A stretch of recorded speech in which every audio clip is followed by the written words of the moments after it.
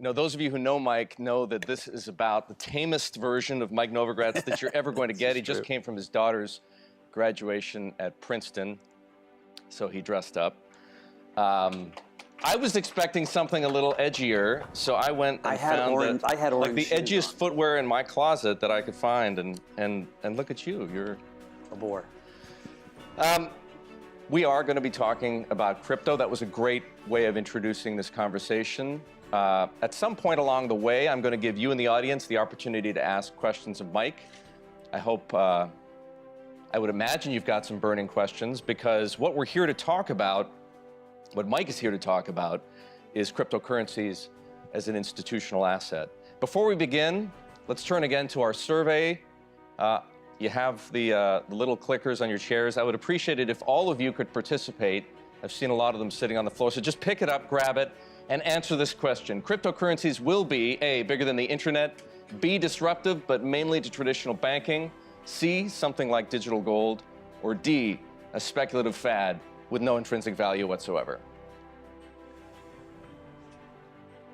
So we'll wait for a moment while those entries come in.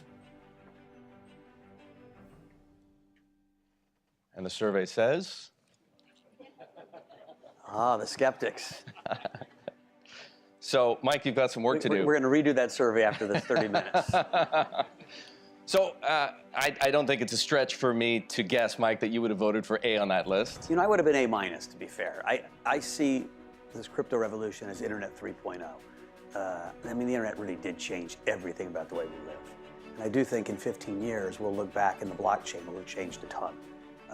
Is it bigger than the Internet? I don't know, but it's going to be pretty darn big. A lot of crypto evangelism sounds like nonsense to traditional investors.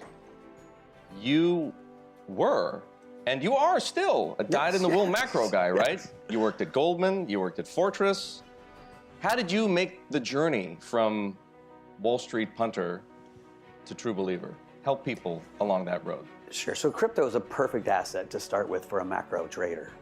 It's a story, right? Macro traders love stories, they love charts, they love momentum, and they like to try to think they can see the future. And so when I first stumbled on crypto, which was when? This was 2012. Mm-hmm.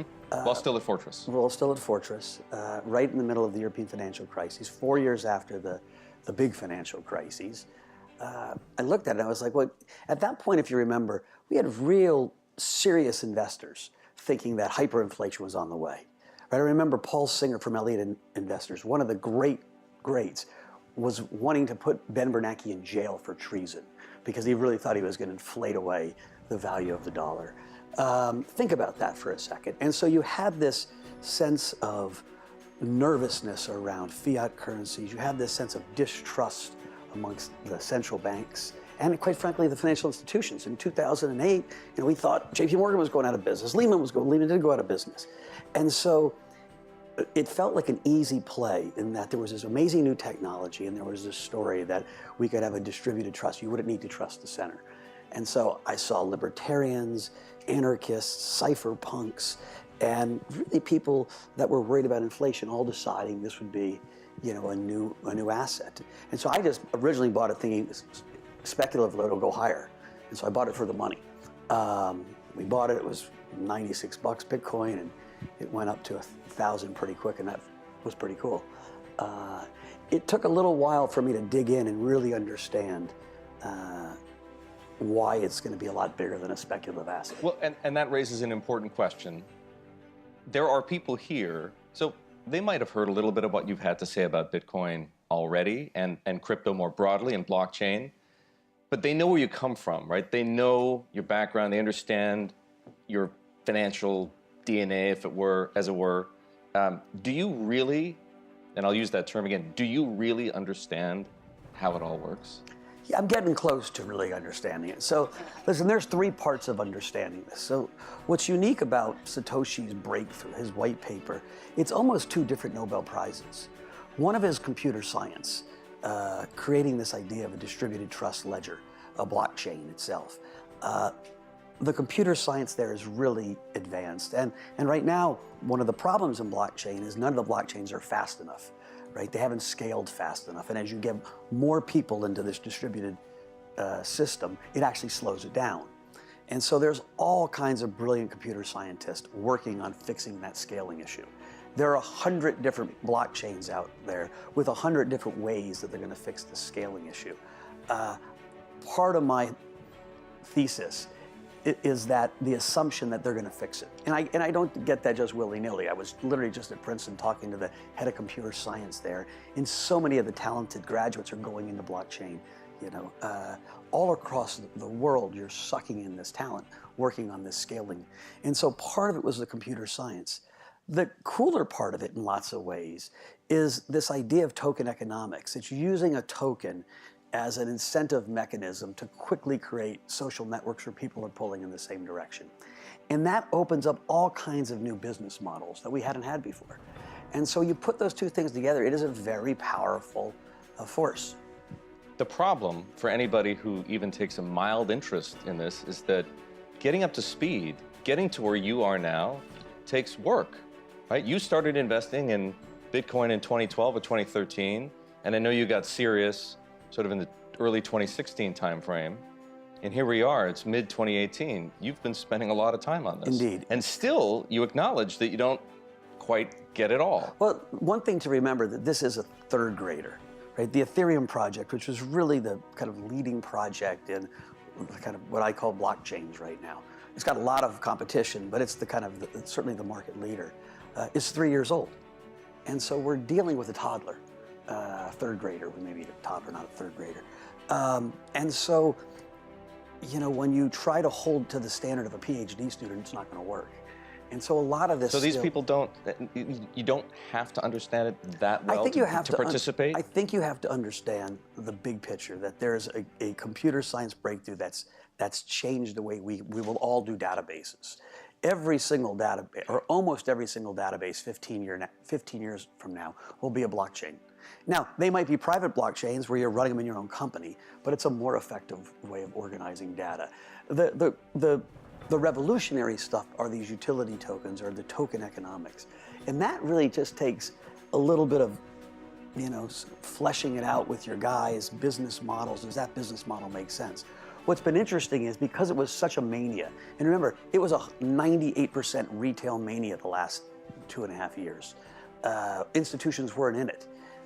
That you didn't really need to understand how the tokens worked. People were buying in because they bought the hype. And so you had this market go way up and then crash. I'm pretty convinced for the next leg of this market, which is coming, you're going to really have to understand how the tokens work. And they work differently in every single different system. I want to make one point, which is that it sounds, and to some of you, it may seem like it's easy for Mike to look back on what happened in the second half of 2017 and say it was a retail mania.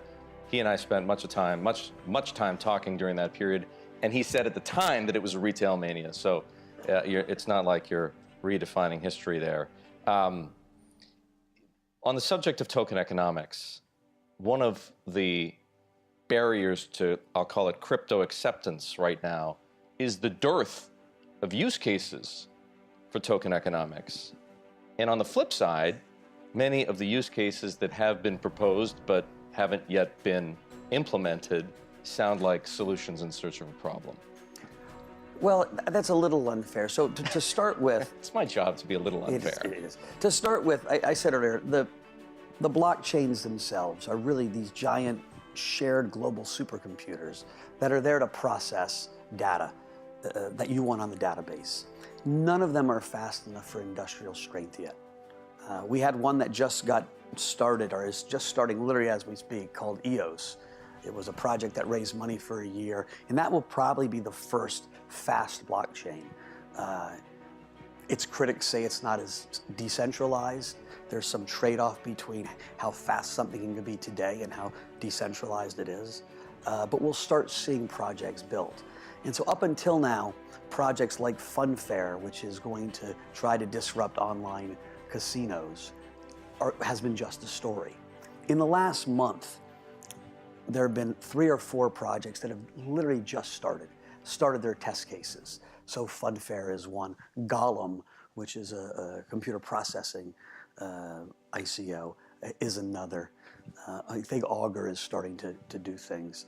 And so we're just at the very first step of seeing some of these disruptive business models come into, but they're really not going to be here for another 18 months.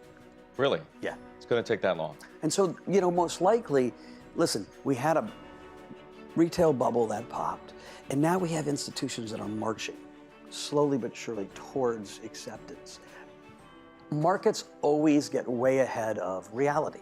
That's just the way it works. This is such a powerful story, and some of these potential disruptors are so powerful in such big industries that my gut feeling is institutional money is going to come in soon, and markets are going to get way ahead of the reality again. We'll get to that in a moment. While we're on the token economics part of the blockchain, if you look at potential applications for this technology, acknowledging that we're 18 months away from something real and viable, in which industries do you think crypto has the most promise as an enabling technology? So anywhere where there's a social network with simple, Uber, I keep using Uber as an example, right? What does Uber do? It matches drivers and riders. There's a social network, a peer-to-peer matching system, drivers and riders, and it sits in between, and it provides a billing service and a map, surge pricing, and charges 25 to 30%. Like, that is so ripe for a decentralized system to come in and at least compete with it. Uber's not going to roll over and play dead. They're going to fight back, but it's a perfect use case. And what's interesting is the way the token in a theoretical decentralized Uber works. It's not equity. It literally is a future on what a ride would cost, or how many rides can you get for one token. And so when drivers and riders and engineers and speculators own that token, they all want it to go the same direction. As more and more people use that service, as they take Dubers instead of Ubers, decentralized Uber, as they use that service and ridership grows, more and more become speculators in that token. And so the token starts feeling like equity, even though it's not equity. It's a really interesting use case, because here's a company, one of the fastest growing companies in the history of the world, and an amazing company in lots of ways. Uber, it's changed the way we've all maneuvered around cities. And even before it goes public, there's a threat that's coming. And again, it's not coming this year. It's coming 2 to 3, 4 years down the road before everything gets scale. But it's coming, I'm 100% certain. Even if investors, institutional investors, get over the acceptance hump, they understand what crypto is, they understand how a blockchain works, they buy into this notion of tokenized economics, there's a whole other set of barriers to institutional ownership. And we should talk about that. Custody is probably at the top of the list. Yeah, well, let's start with the fact that Bloomberg got over the fear of being in the crypto space. Like, that's a big deal, right? You guys are a mainstream, big, giant financial market media company with a management committee that probably isn't as young as, as me. Like most big management committees, you're older, and in general, older people have had a harder time understanding this shift, right? Even the idea of digital gold makes a lot more sense to my 24-year-old than it does to my 84-year-old dad. And so we're seeing institutions make a move. Having this index is important. I was thinking about other places that started index. The S&P 500 came out in 1962, and if you look at the price of stocks from 62 onwards, they kind of went straight up. Lehman had its first fixed income index in 72, and then the Lehman Ag, I think, was like 82. And if you look at what happened in the fixed income markets from the mid-70s straight up, it's literally been one direction. I was at Goldman Sachs in 1992 when Goldman launched the Goldman Sachs Commodities Index. Up until then, people speculated in commodities just like they speculate in crypto, but no institutions had bought commodities as part of their portfolio.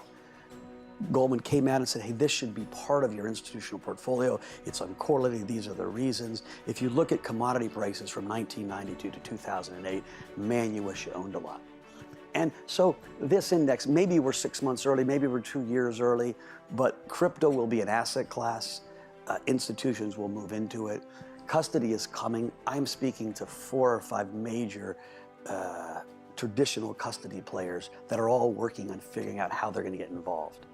There's been enough money made and enough research done, and enough people moving into this industry that every institution, if there's been one surprise to me in the last 8 months, it's when I go to the New York Stock Exchange or to Deutsche Bank or to Goldman Sachs. Their senior people know so much more about crypto than I thought they would.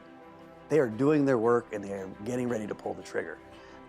And so we are going to see announced in the next 3 to 6 months, 3 to 9 months, an institutional custody solution. Now, what's interesting is the custody solutions today actually are probably fine, but they're run by companies like Zoppo and BitGo and Kingdom Trust. And generally, if you're sitting at the state of Wisconsin and you're going through that form, are you going to risk your career on something that says Zoppo? No, you actually want it to say, State Street. And so, ironically, we're going to need kind of a step back to go forward. We're going to need trusted custodians to hold these keys. But I'm telling you that's coming, and I'd be shocked if you don't see it by year end. Whether it's State Street or Goldman Sachs. My own hunch is it's going to be some consortium, right? Because the consortium gets you close enough, and then the one firm isn't betting the ranch. Because these are bearer instruments. Someone robs the bank, ooh, that would suck. But custody is only part of it. For these people and others who are thinking about crypto from the standpoint of an institutional mindset need, again, I'll say a Goldman or a JP Morgan or a Morgan Stanley or whomever, pick your established financial institution. Do they need an organization, a company like that, to offer a full suite of crypto services to get them comfortable? I think that's coming. And so listen, we started Galaxy because I was like, let's help credentialize this space and let's get in front of that wave. As a pure crypto company, you have less at risk than Goldman Sachs or Jefferies or even the second tier players. And so we thought that's our competitive edge. I was originally saying we're going to build the Goldman Sachs of the space, and now I know this is going to get myself in trouble, but I was like, it's actually more like Drexel. If you think about what Mike Milken and his guys did, they helped credentialize junk bonds, high yield as an asset class. They were the proselytizers, the traders, the bankers, and that's what we're trying to do. I tell you, the rest of the guys are coming. Goldman Sachs has set up a trading desk, and they are starting to trade NDFs. They will trade the coins themselves as soon as they get a custody solution. I know lots of what I'll call second tier, they'd hate to be called second tier, so that's probably not the right word. Smaller investment banks are looking at raising money for crypto companies, and they're trying to get around, is it the right thing to do or not? But they're all having that conversation.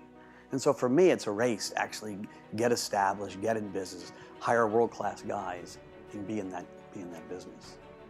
There's a huge regulatory overhang. If I were an institution, I might ask myself, why would I want to get in front of the SEC or the DOJ right now?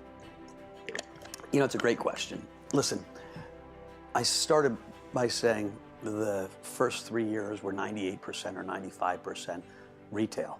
Regulators don't come from retail. Their job is to protect retail, but regulators come from institutions, right? Jay Clayton worked at Sullivan & Cromwell.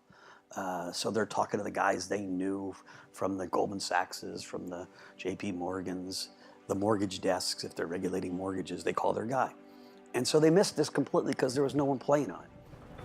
And so all of a sudden, it's late last year, and this goes from small market cap to all of a sudden $1 trillion worth of, market cap, and Paris Hilton out there pitching coins, and everybody in the planet talking about it. The regulators got worried. I mean, it was interesting. CNBC, not to pick on CNBC, but I think I cancel them here.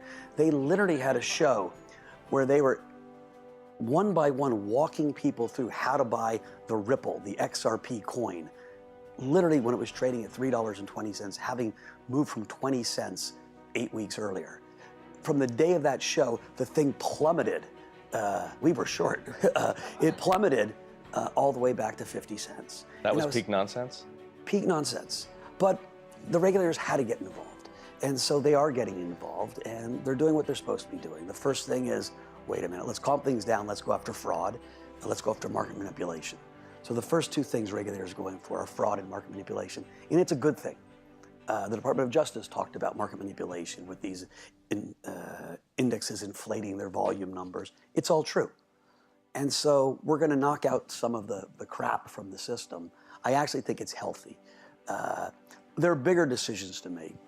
You know, Bitcoin is, they've already kind of said it's not a security, okay. But Ethereum, they haven't ruled on yet.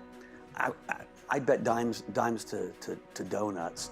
They will say Ethereum probably was a security, but it's not anymore. And they're stuck because they weren't ahead.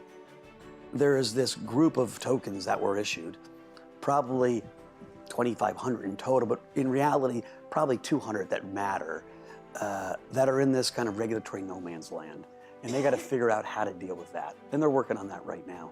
My gut feeling is they're going to take out a law firm, they're going to take out a token, they're going to take out some of the promoters of these things, just to say, dudes, you got to play by the rules.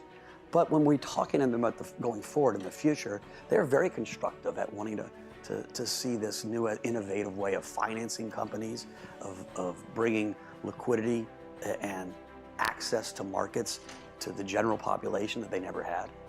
You've made pretty clear that you're and I've accused you of being a true believer, but you are. At the same time, you trade this stuff. Yeah. So how do you reconcile those two halves of your brain? On the one hand, the part of Mike Novogratz who says, I believe in this stuff, it's going to change the world to a degree, maybe not as much as the internet, but a lot. And then the other part of you that says, that's a screaming short. You know, gravity is still gravity and market rules still work. And so when you see things that overnight go from an idea to $1.5 billion market cap, and you're like, these guys have only hired 3 people. Like, that doesn't make sense to me. You know, it's probably doesn't make sense. And so it's using the same rules and understanding of market psychology that I learned over 30 years in applying them to this new market. The ballet of the charts? It's the ballet of the charts. It's also just being, you know, disciplined. Listen, sometimes you make mistakes. You know, I owned a whole lot of Ethereum and it started rallying a lot. And I was like, this is kind of crazy. And I started selling some, maybe too early. But broadly, it has benefited me and our organization to keep taking chips off the table, to trade extensions and pullbacks, to really do work on which companies, they're not really even companies, they're ecosystems. Which ecosystems do we believe have a shot of really growing and sucking people into them? Because for a token to work, it needs to have participants. And so we'll go long the ones we think are going to be able to build communities and short the ones we think, well, they're not going to be able to build communities. Let's talk about that for a moment. There are most of the tokens that you can see on coinmarketcap.com are would-be utility tokens. Yes. Of those, and there's 23, there are lots, but there are 23 as of yesterday with a market cap of $1 billion or more. How many of those survive?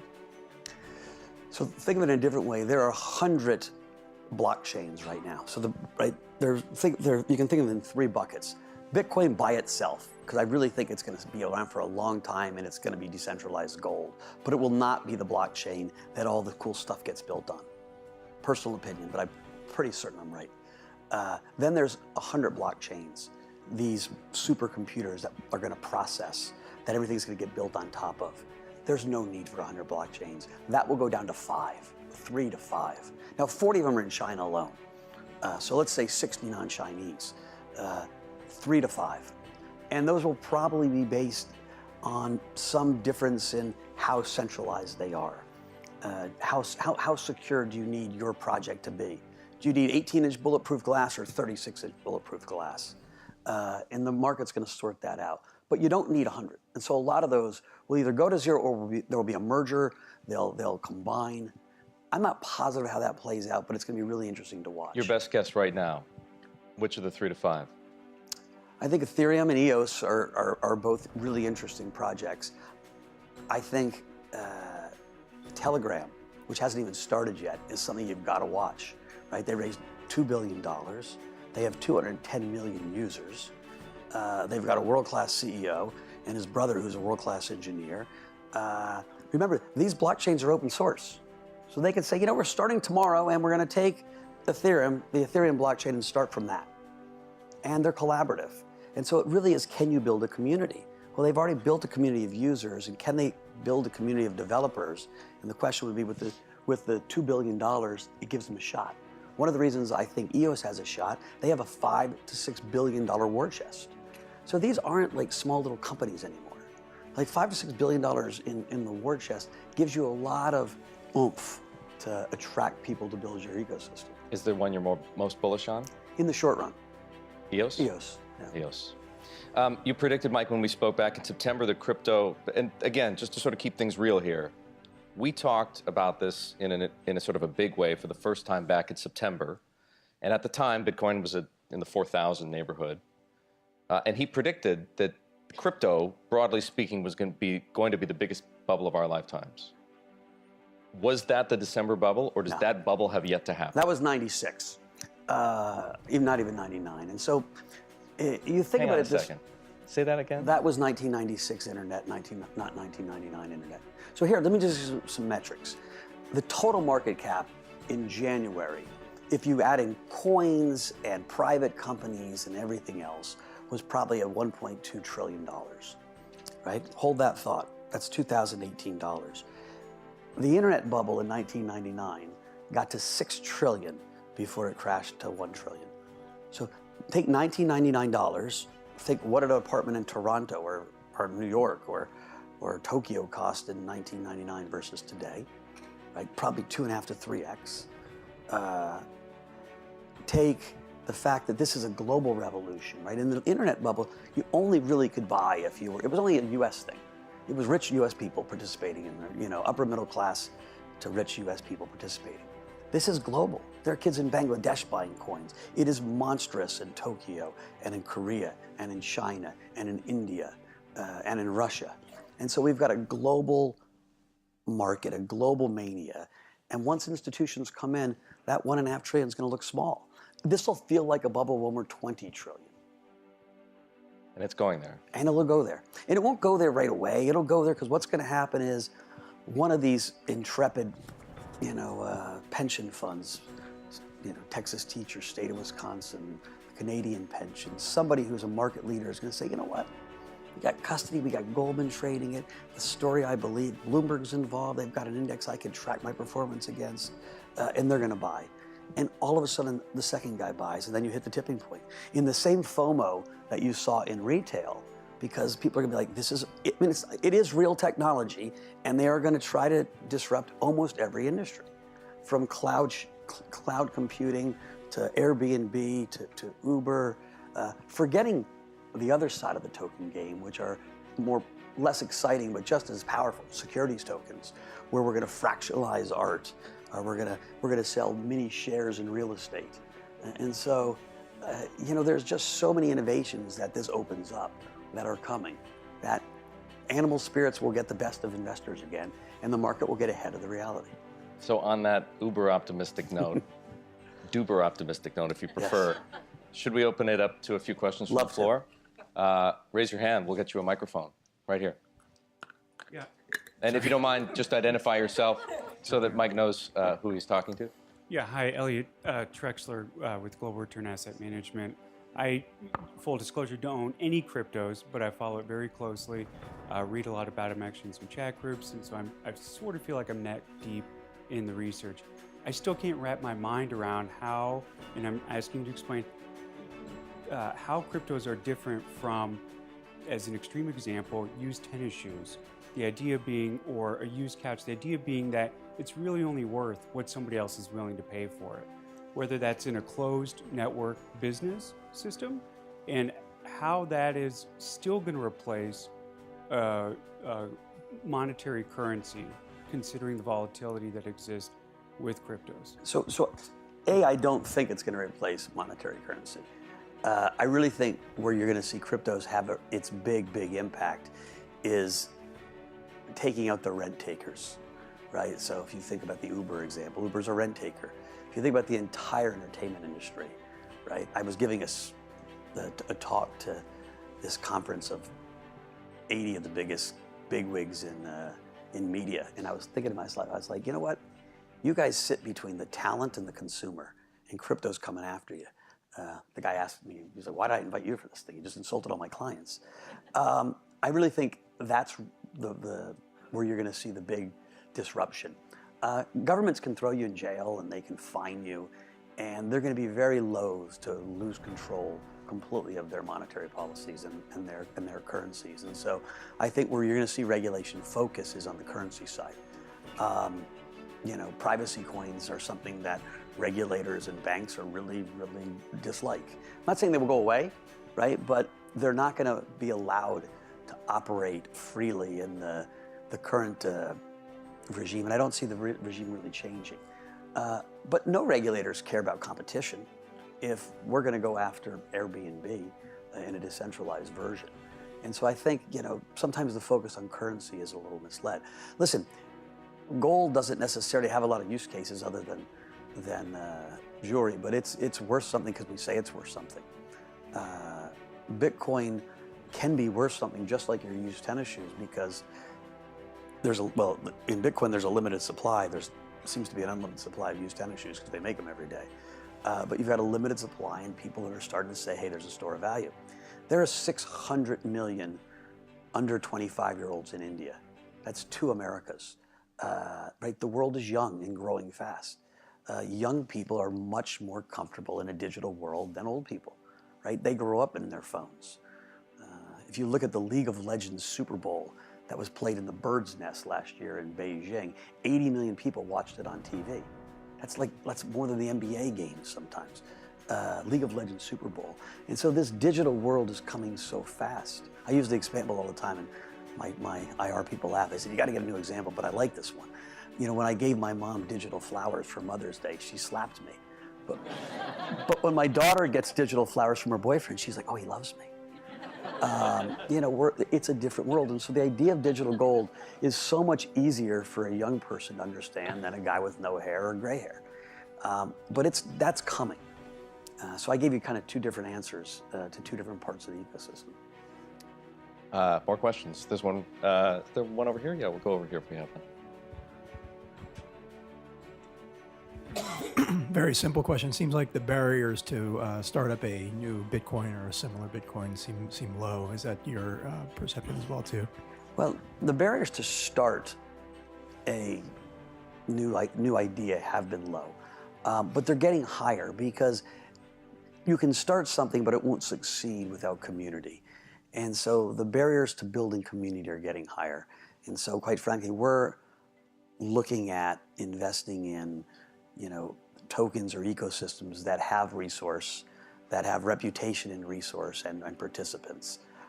So you're going to see some big names in the next 6 months that you've all heard of moving into the token world or the blockchain world. And I think those projects are pretty interesting because they already have community and they have resource. Right now, it would be really hard to start a new blockchain to compete against the other 90. There are some people doing it. If you have enough reputation, if you have enough expertise and a brilliant idea, you'll still get funding. One thing that's really interesting is right now the coins are kind of going sideways. It's up, it's down, it's up, it's down, and literally just chopping around. But underneath the coins, people moving into the industry, it's a straight line up. Job applications, straight line up. And private investing, the private rounds, straight line up. Part of that is that Sand Hill Road, the great venture capital community of America, really missed chapter 1. Mark Andreessen did it, he was involved, Fred Wilson was involved. I'm sure some other people were involved in a smaller way.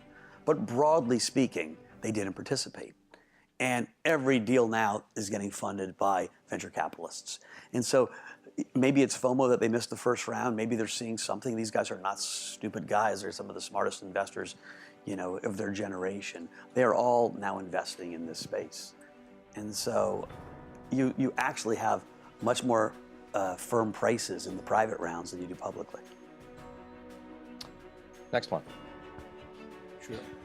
Hi, I'm Joe Rosen. I'm a professor at Manhattan College Business School and former CIO at Highbridge Capital many years ago. So you mentioned stupid. Forgive the stupid question. I just don't understand how any kind of token, cryptocurrency is going to disintermediate Airbnb, Uber. I don't follow the logic of where I mean, you're going to replace drivers. You can replace the company. I mean, how is that going to work? Let me take you through the Uber, just example in a really simple world.